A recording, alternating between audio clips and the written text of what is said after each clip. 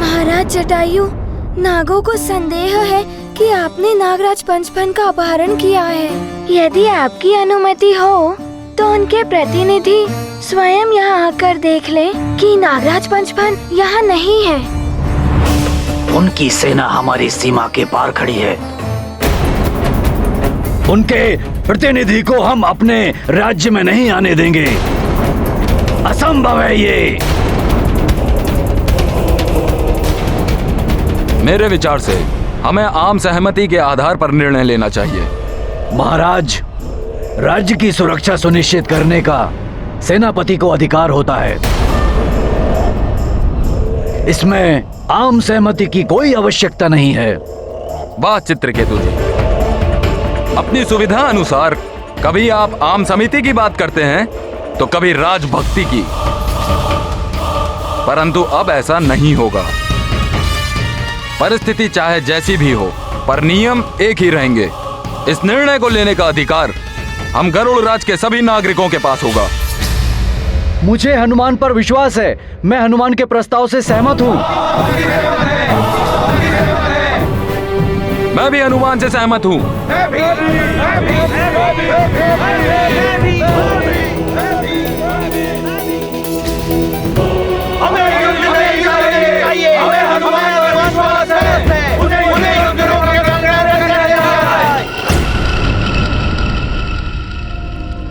गरुड़ों और नागों के बीच जिस शांति के स्वप्न को सत्य बनाने के लिए तुमने इतना अथक परिश्रम किया था पंचफन, वो कल सदैव के लिए रक्त रंजित लालिमा में विलीन हो जाएगा।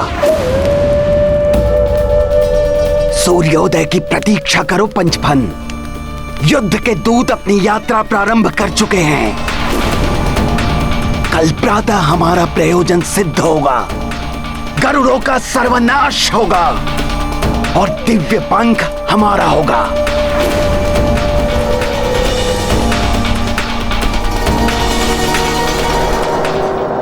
गरुड़ और नाग एक ही वंश की उत्पत्ति है मेघासुर। यह युद्ध अनावश्यक है।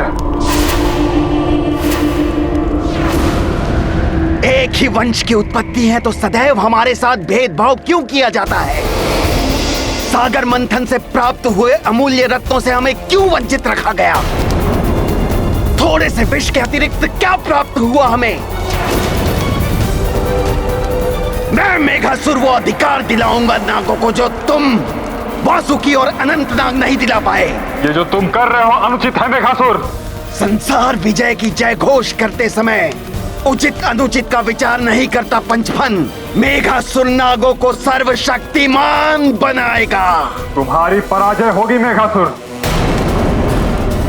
बुरे की सदैव हार होती है। तुम सत्य कहते हो पंचफन। उन घृणित गिद्धों की अवश्य पराजय होगी। मैं और कालनेमी अवश्य सफल होंगे।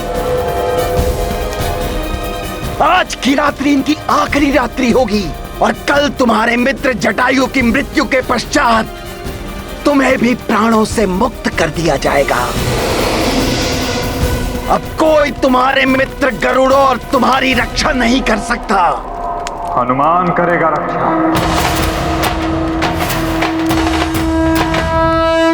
हनुमान।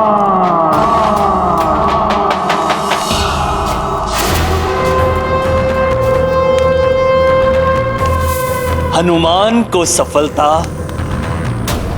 नहीं मिलेगी। गरुड़ों का संहार होगा। मृत्यु के पूर्व वो यही चित्कार लगाएंगे, चीख चीख कर प्रलाप करेंगे। हनुमान ने हमारे साथ विश्वासघात किया है। हनुमान ने हमारे साथ विश्वासघात किया है।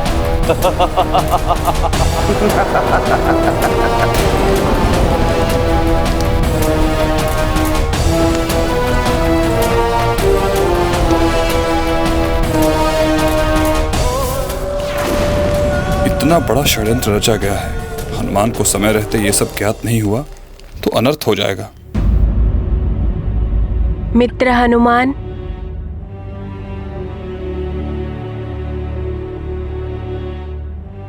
मित्र हनुमान, अब ऐसा प्रतीत हो रहा है कि ये युद्ध टल जाएगा।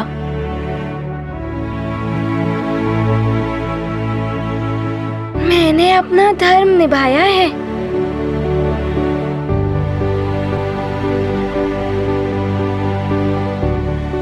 हनुमान, मैं आपका आभारी हूं। आपने पुनः हमारी रक्षा की है,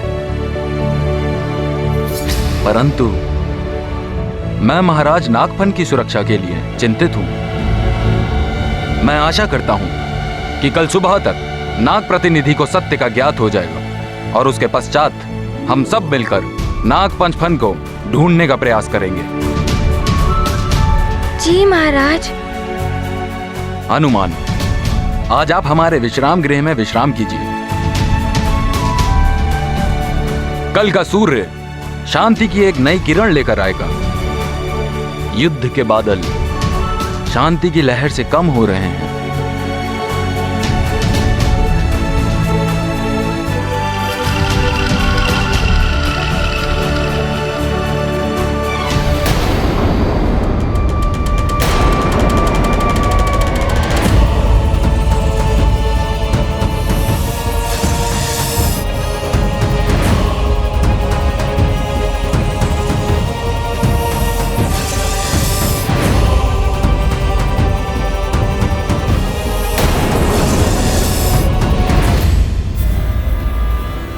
सुग्रीव, केसरी ने हमारे निमंत्रण का कोई उत्तर नहीं दिया।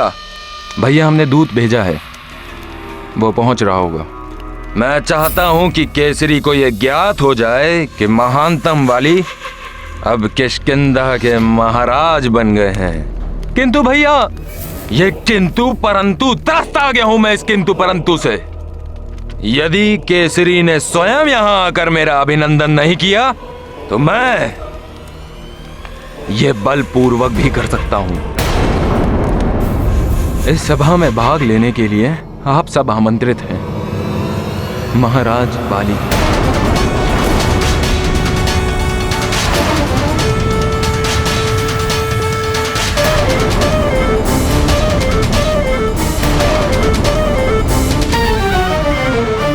महाराज वाली,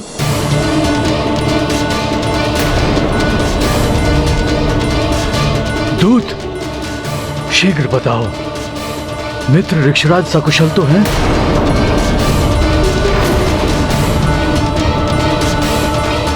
युवराज माली ने स्वयं को महाराज की उपाधि से संबोधित क्यों किया?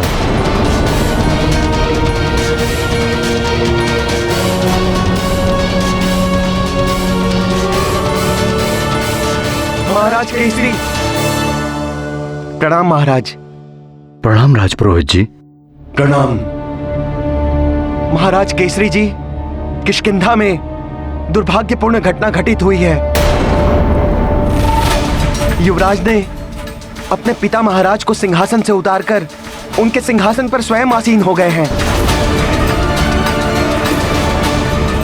हम बड़ी कठिनाइयों से अपने प्राण बचाकर वहां से निकले हैं। जी महाराज केसरी जी, अब किष्किंधा के राज सिंहासन पर महाराज वाली विराजमान हैं। उन्होंने वन के समस्त राजाओं की सभा का आयोजन किया है। उसके लिए आपको भी सादर आमंत्रित किया है। युवराज वाली से कहना, मैं उनके आमंत्रण पर विचार करूंगा और उस पर अपनी सहमति अथवा असहमति से अवगत करवा दूंगा। ठीक है महाराज।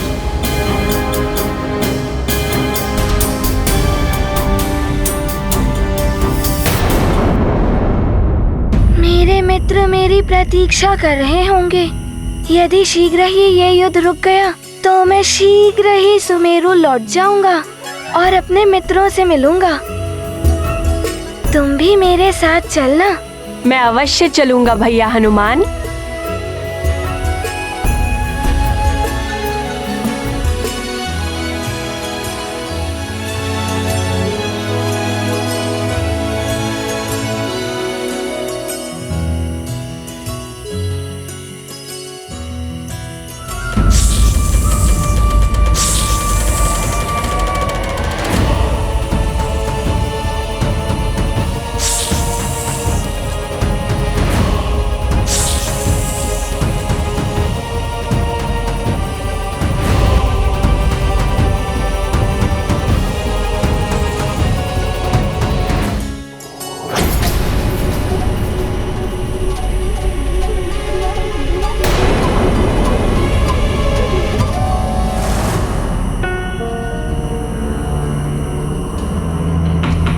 नागों को अपने समीप अन्य नागों की उपस्थिति का आभास हो जाता है। नागों के प्रतिनिधियों को तो कल प्रातः यहाँ आना था, परंतु मुझे ऐसा क्यों प्रतीत हो रहा है कि कुछ नाग यहीं मेरे समीप गरुड़ राज्य के भीतर हैं।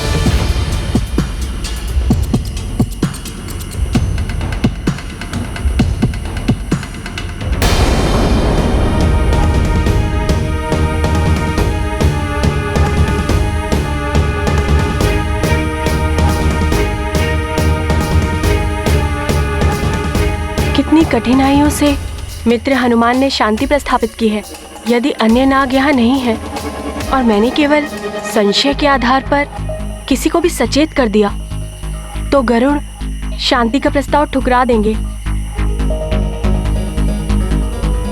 नहीं, मैं किसी को कुछ नहीं बताऊंगा। मुझे स्वयं जाकर देखना चाहिए। यदि अन्य नाग यहाँ हैं तो मुझे उन्हें अनुरोध कर यहाँ से लौटाना होगा।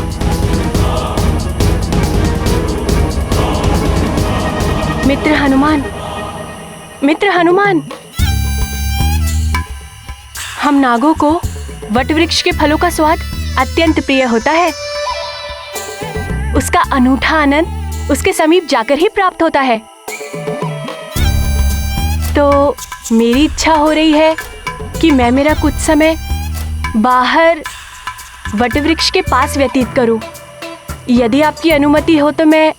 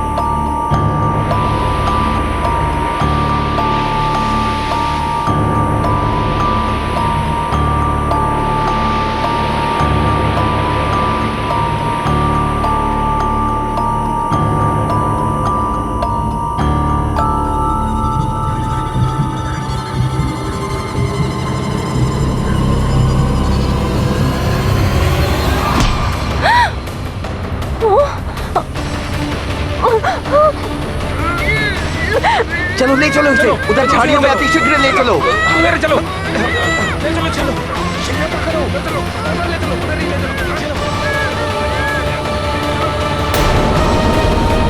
भूषण समीप के वट वृक्ष तक गया था, अभी तक लौटा क्यों नहीं?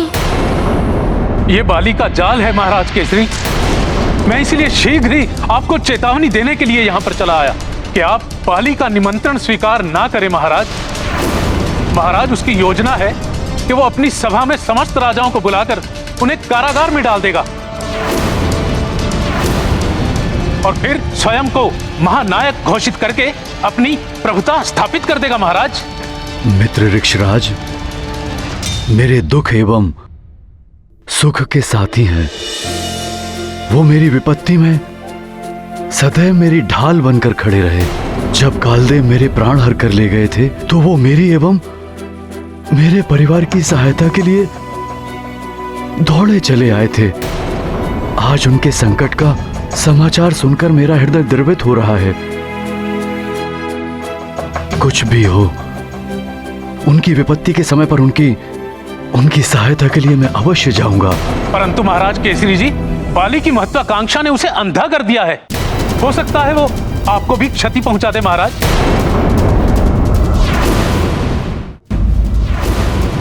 महाराज बाली मेरे पुत्र के समान है।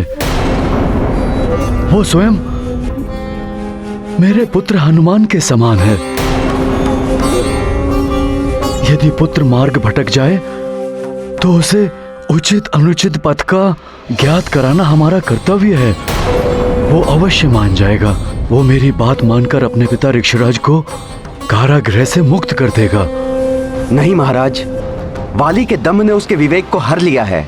वो किसी की कुछ नहीं सुनेगा। तब मुझे वाली से युद्ध करके अपने मित्र ऋक्षराज को मुक्त कराना ही होगा।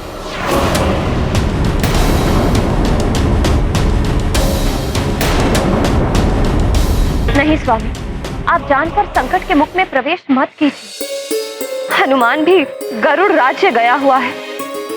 आपको हनुमान के लौट कर आने की प्रतीक्षा करनी चाहिए। तब तक बहुत देर हो जाएगी अंजना। हनुमान के लौटने पर उसे किष्किंधा भेज देना। मेरे मित्र ऋक्षराज और उसके दोनों पुत्र वाली और सुग्रीव पर भयंकर संकट छाया हुआ है। वाली में अनेकों सद्गुण हैं। वो अवश्य किसी के दुष्प्रभाव से प्रभावित है। मैंने विलंब किया तो न जाने वहां क्या अनर्थ हो जाएगा। तुम चिंता मत करो, मुझे विश्वास है वाली मेरी बात मान जाएगा। किष्किंधा के लिए मेरे प्रस्थान की शीघ्र व्यवस्था की जाए।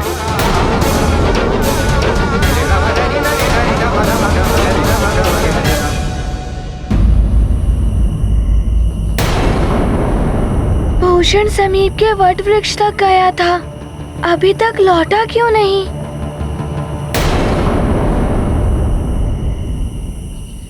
हनुमान भैया, मैंने एक भयावह दुस्वप्न देखा। रक्तपात, जनसंहार, मृत सैनिकों से पटी रणभूमि, जिसकी कल्पना ही इतनी डरावनी है, वो प्रत्यक्ष में कितना भयावह होता होगा। नागों और गरुड़ों का युद्ध टल जाएगा ना? मित्र चितांतक, युद्ध तो सदैव विनाशकारी ही होता है, परंतु तुम चिंता मत करो।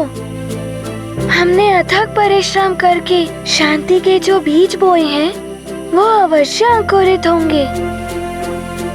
कल नाग प्रतिनिधियों के समक्ष सत्य प्रमाणित हो जाएगा कि नागराज पंचफन गरुड़ राज्य में नहीं है। तब इस युद्ध का कोई कारण शेष नहीं रहेगा।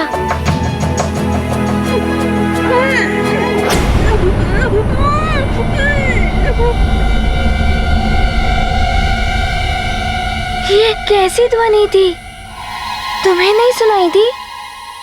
नहीं तो, मुझे तो कुछ सुनाई नहीं दिया। ये ध्वनि मेरा भ्रम था या किसी भावी अनिष्ट का संकेत? चिंता करना तो हनुमान के स्वभाव के विपरीत है, तब भी मेरा हृदय इतना व्याकुल क्यों है? आपने तो मुझे आश्वस्त कर दिया हनुमान भैया, और स्वयं इतने अधीर हो रहे हैं। मैं भूषण को लेकर आशंकित हूँ। बाहर जाकर देखता हूँ वो कहाँ रह गया। रुकिए हनुमान भैया, मैं भी आपके साथ चलता हूँ।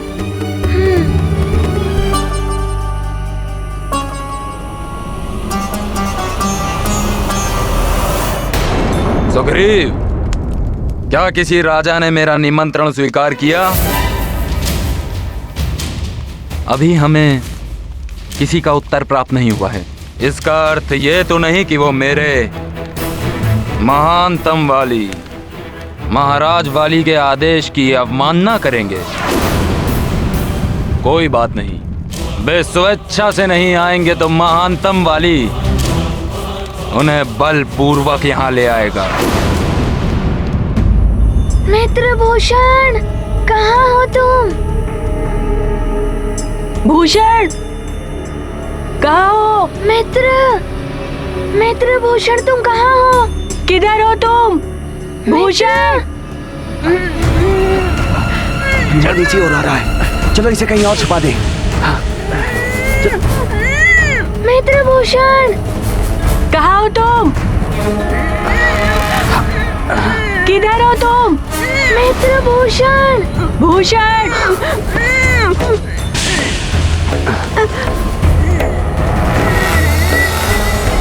कहाँ हो तुम?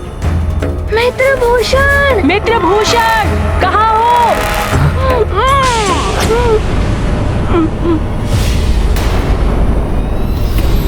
भैया हनुमान, आपको ये ध्वनि सुनाई दी? नहीं तो। हाँ, संभव हो सकता है विक्की भूषण। मित्र भूषण, मित्र भूषण, हम तुम्हें ढूंढ रहे हैं। कहाँ हो? वो देखिए हनुमान भैया, वो आकृति। वो तो तुम्हारे मन का भय है, बस झाड़ियाँ ही तो हिल रही हैं। चलो जाकर देखते हैं।